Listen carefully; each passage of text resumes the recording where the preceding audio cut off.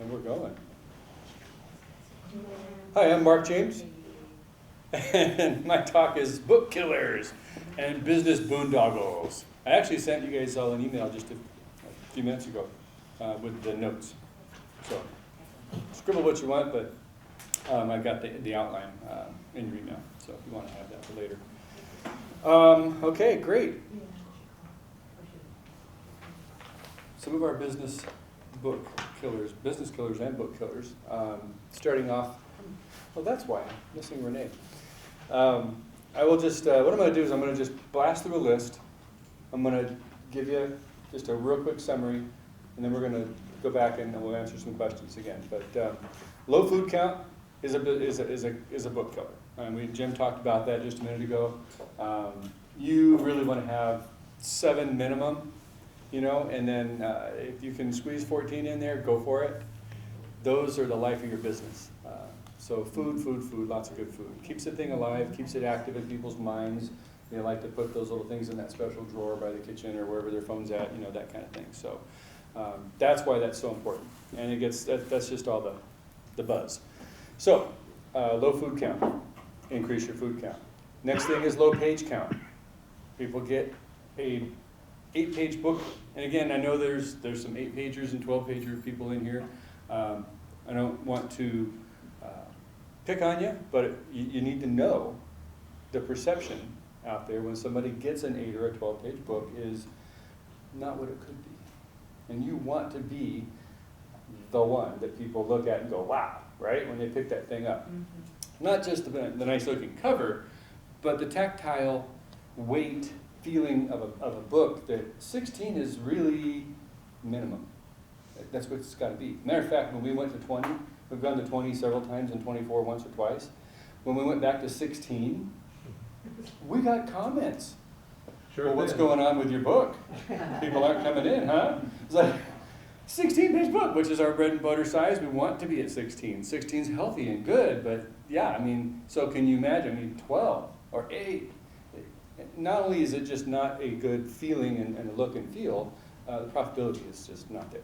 You can't do the business that you want to do with an 8 or a 12. You want to be at 16 and above. So low page count is a book killer. And it brings to mind, I wrote down a flyer. We've gotten these comments, people, that flyer, that brochure, that pamphlet. That's what they'll start thinking instead of, this is a full magazine type book. That's what you wanted to think when they picked that thing up. Poor mix of categories. Again, if your book will reflect you. Okay, that's just the way it is. You can go to a completely foreign city to yourself, find a book like this, and even if it doesn't have the name of the person on it, you can kind of look through and you can get a feel for the person who's doing the sales. Is it a guy or a girl? Typically, you can tell. Lots of thrift stores and things that like that are going to be in there. I'm probably thinking it's probably as a woman salesperson. You pick it up and it's got nothing but the guy stuff in it. The meat shops and the sporting good things and all that. It's probably a guy salesman. So be aware of that and try to mix it up. We try to get a good mix. Renee and I both go out and do sale calls, so we have a good mix. We get the thrift stores, we get the meat places, we get it all kind of coming in there together, so it works. You want to be careful about having a poor mix of categories, so have a good variety. Weak offers, I think somebody touched on this yesterday. I put a couple in my notes that we've seen that almost make you want to chuckle.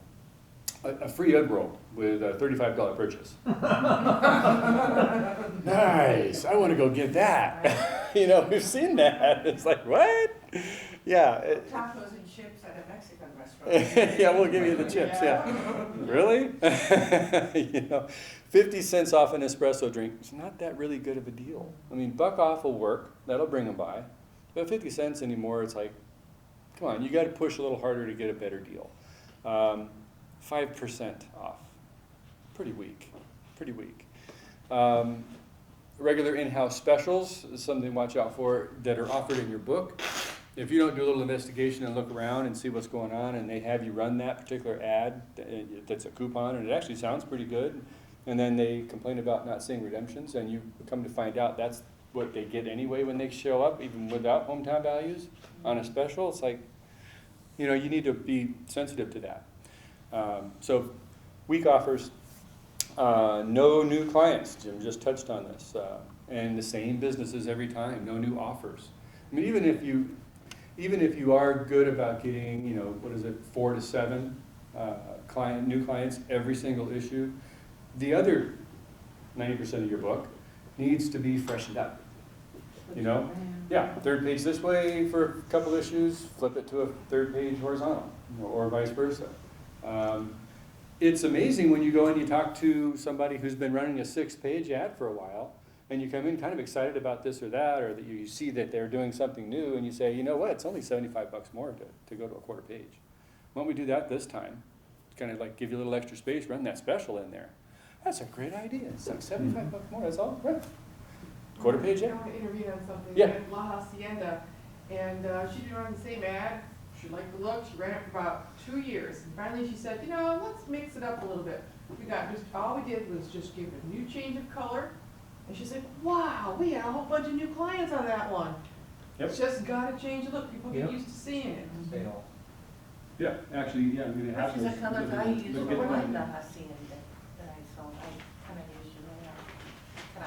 So she's a burgundy. This one's We've yellow. got the burgundy one here, this is the Marysville book. Mhm. La Hacienda switched up, this is the one that Renee's talking about, and then this is the one that's our newest, this is her mom, owns, or works at the one in Arlington, and they've just never come in. Finally, this is the first time, and we went with a whole different, you know, yellow look on that one. And we rotate the colors now every time, and they like that, and it works, and they actually get more response. It's like, yeah, so think about that. Little size upgrades, incremental size upgrades, even if it's just for you know, 1 issue and then back to the 6th again, whatever, do something like that.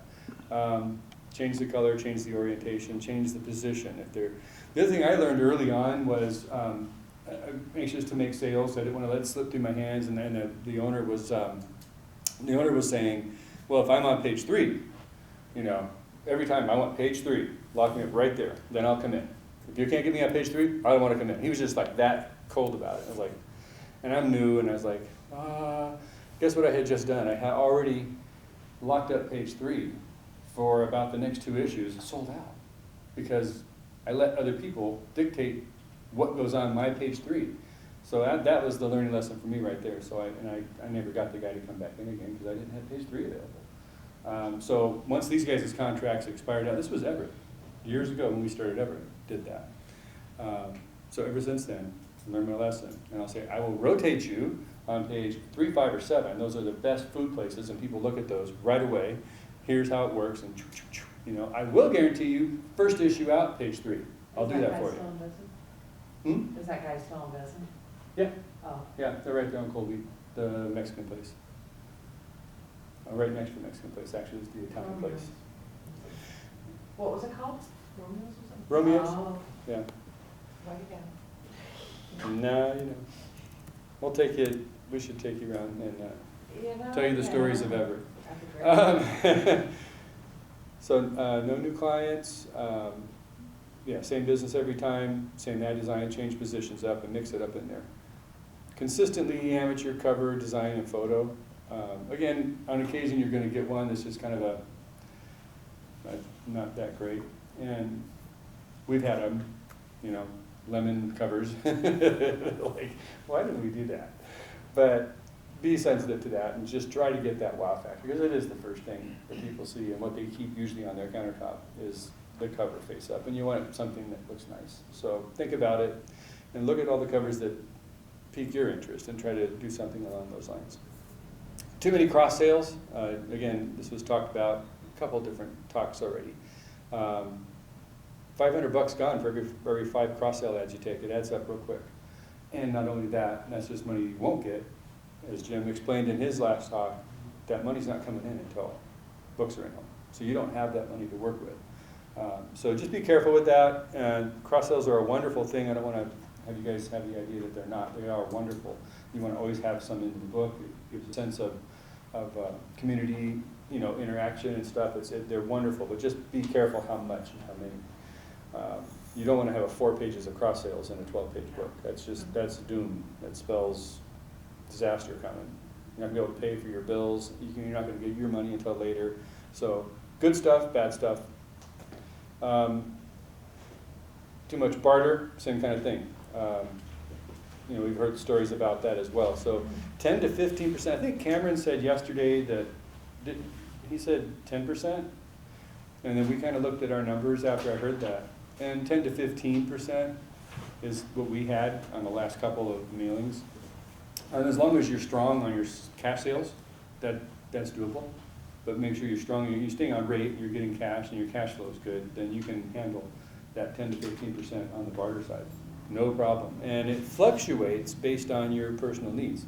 If you're going to be getting your wallet out and paying cash for something at your home that you need to have done, flooring, carpeting, windows, whatever it is, you need a new roof, and you're going to be paying cash, that's a good time to start thinking ahead. Maybe bank some of your trade with a couple of ads and then pull the trigger on the job to have the job done. We've done that before. So just think ahead. A little bit of planning goes a long way. And trade is a really wonderful thing if you can learn to work it right. Poor cash flow management, that's probably the quickest killer that we've seen. People they can't handle it because they're not used to it. They're 9 to 5, punch the time clock. They don't have a concept of what cash flow management is about. And we're 10 years later still learning little tricks to make it to keep tuning it up. And now our accounts receivable is down to a half page now for the past year or so. Love that. We used to have 2 full pages of accounts receivable, all that money out there. Now we've got it honed in because we're collecting money on the front, and we're making sure that we've got them on regular. I'm in there talking to them when we're delivering books. Our bookkeepers come once a week, and regardless, I have them resend invoices with reminder notice and a certain time date. They go to overdue. And then we have stronger language, like 3 different levels of language that they'll use when they send them. But they still get that reminder, because you know how things are. When you're in a business and things get buried, they don't mean anything by it. They forgot. And I always give them the benefit of the doubt. And almost always that's the case. They say, oh, I'm so sorry, I forgot to get that for you. And so you just need to be diligent to stay on top. Because guess what happens? If you don't say something and it goes like a month or 2 months, then it actually kind of turns back on you. Because it's like, why didn't you tell me? And now you want my money now, and I don't have it right now. I'll have it, and then you have this bad feeling, this bad mojo going on. So it's actually good to stay in front of them once a week. Send it's just an email. You don't need to send a mail every time. Send them the mail on the first one and an email, and then you send an email reminder. If you use QuickBooks, it's pretty simple. You know how it goes. Just a nice little friendly message on the top with an attachment so they can be reminded. That's actually appreciated. And it keeps the money coming in. Not getting the money up front, not billing early. That's the other thing, bill early. Don't wait until your books are in home to do all your billing. When you're out selling and you're talking to the client and you close the deal and you got the paper, you come back. If your like us, our bookkeepers are coming on Thursday. I'll have them generate that invoice and send that invoice right now. It might be 2-3 weeks before deadline. Invoices are going out. I'm sorry, I don't wait until the very end and send them all out at once. A lot of them will happen going out, a lot of them at once, but as they happen, try to stay on top of it, just invoice them. You've already talked to the person, you did the deal, they're expecting an invoice. Give them the invoice, don't wait. Can't close the deal because you're too friendly. Some people take things too personally. I'm looking at Susan, she already said, I just take everything so personally. The other side of that, though, Susan, is people who are too brash. They're too salesy. And they walk in and it's like, I'm just here to sell you an ad. Do you want to buy my ad? And it's just all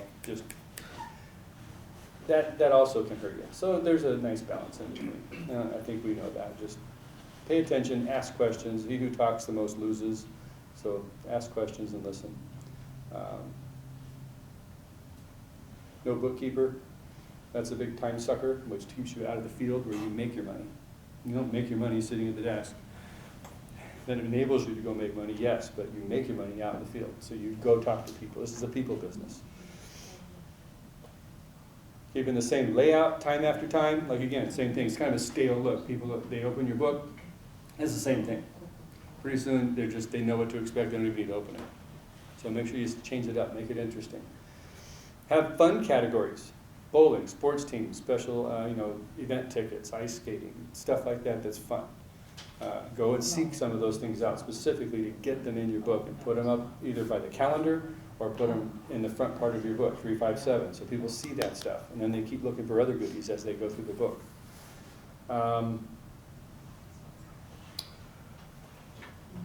Similar color style, theme on the front cover, issue to issue. One issue, the next issue, different color. Don't have them both be the same color. We've run into that before. If you have markets that you're mailing cycle A, cycle B, be careful too, because we've had our plumber ran a real similar cover to this one. He runs with us every year in both books. And they come out 6 weeks apart, so you got this one, and then sitting right next to it is the same exact one, but it says a different name up here. It's just harder to keep track of your books at home, and when you're going to hand stuff out, you're like, that's not the right one. Yeah, mix it up a little bit. You can just have your graphic artist change this background right here. You can use the same picture, just change the background. Or oftentimes on your photo shoots, you'll have two versions of the same picture. If this was an actual photo, I think this is, what do they call it? Big stock, kind of art. But oftentimes you'll have, even on that, you'll have a different version where the kid's looking over this way or something, or holding his wrench a little differently. So you try to use the second version and change the background. Just make it a little different. Those are little tweaky things that'll help. How did that ad work for him? Did he do well? What's that? Yeah. How did that ad work? Oh, how does Apollo? Well, he loves it. He only wants front covers, Yeah. or kind of full page kind of guys or inside front cover things. So it works well for him. And he year after year after year, that's what he wants. So yeah. And here he is on the back cover. He did a front cover with a half back. It's a pride issue too. He wants to be the guy, and so whatever it takes to be the guy, he will do it, because his wrap and his vehicle is huge and in your face. It was funny because when he restarted with us, he ran an ad years ago with us a couple times and then just didn't mail. A competitor, a big regional competitor, Beacon Plumbing, came in. Mm-hmm. Dan gets this, he lives in Marysville, same as we do. He got this at his house. He called me. What's that? Like, well, Dan, I'm happy to put you in the book. I mean, you are the guy in this area. You should be in my book. Yeah, playing into that a little bit. And he's been with us ever since. He's like, I don't want them in there. I'm going to go in there. Yeah. Make sure I'm the one. Playing off of that. So it's a good thing. One kid each, one kid, one issue, a group, 3 or 4 the next, mix things up. If it's always just one kid, that kind of can get too routine. So mix that up as well. Ad cramming. Every ad in your book is just crammed, full. I remember there's a couple examples of Hometown Values publishers. I think they're not in our area. I think they're some of the ones that are distant. You look through and you just your eyes just kind of glaze over because there's just way too much stuff. Every ad is just packed full of stuff. It's there's no space, there's no relief. Space screams. When you have space properly used, that's really, really valuable. You want to help educate your client because they want to just put all this stuff in their little 6-page ad. But just tell them, and you can sketch it out. You don't have to be an artist. I've done this where I'll just hey, I get to use the word. Here's what I'll do. I'll just flip over my rate sheet or something on the back where I've got some plain paper to write on, and they're doing a 6-page ad, and I'll just say, okay, here's about the size of your ad. And you can even trace the outline of one so they see the exact size. And they say, well, we're going to put your logo right here. It just doesn't take you to be an artist. That's your logo. I'll put your little byline over here. Let's put an offer right here, nice and big. And then I've got some room to maybe put a couple bullets. And don't forget we have to put your address and stuff in here. And boy, that's pretty full already. And your bullets, maybe you can get 3. This is a 6-page ad, and it's not real long lines. And then once they see you draw it out in front of them, it has an impact on them. They go, oh, yeah, okay, I see. And if you have an example of one that's been crammed, you can show them that. It's does that look good to you? Do you see what, you gotta be careful how much information you put in here. So what is it, and the thing I always go back to is, what is it that you want this ad to do for you? You want people to look at this ad and do what? Call you, or come in. That's what we're trying to do. So let me do that. I want to do my job. My job is to get them to call you. Your job is to sell them. My job is just to get them to call you or come in. That's it. And this is how we do it. We do it by eye candy, by making it look good and making them do something. If there's so much information that they get lost in that, you don't want to tell them everything.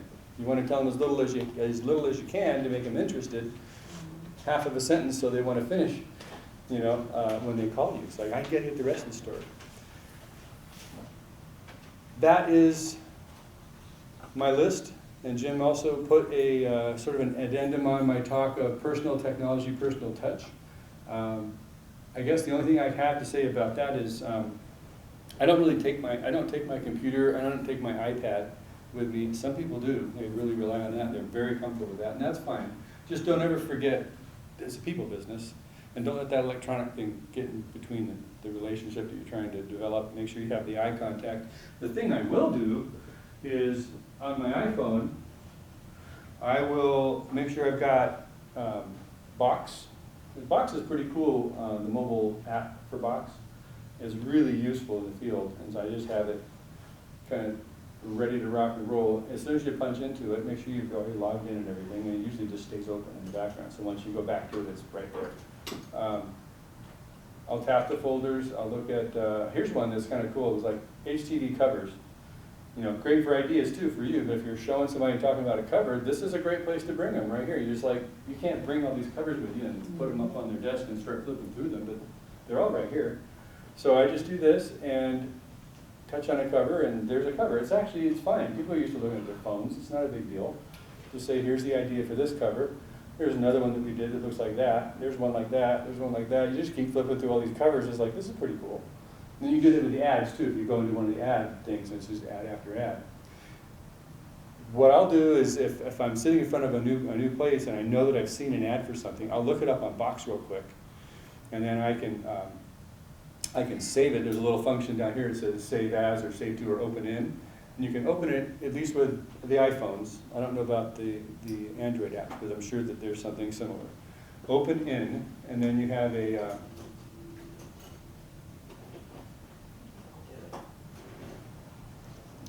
sorry. Anyway, you can open it up in iBooks, and then it's saved.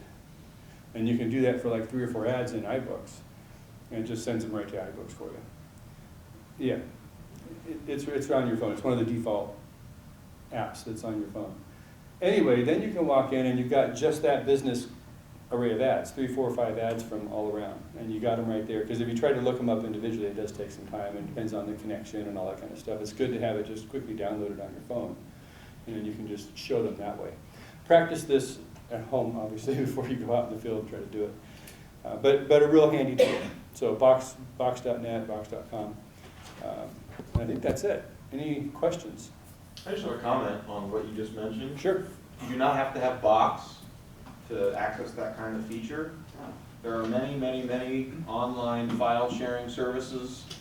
SkyDrive, or which is now called OneDrive by Microsoft. Box, Dropbox.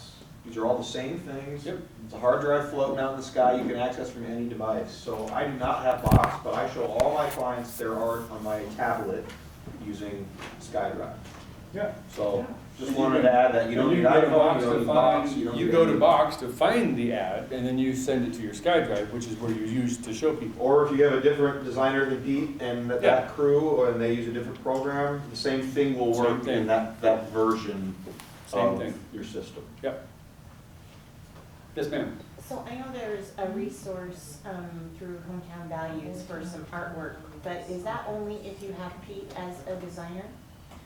If you're with Pete on Box, you can use Box. That's our resource. There isn't any other Yes. resource. Yes. Okay. Yes. What you gotta go to. Very good, thank you, Mark. Thank you, guys.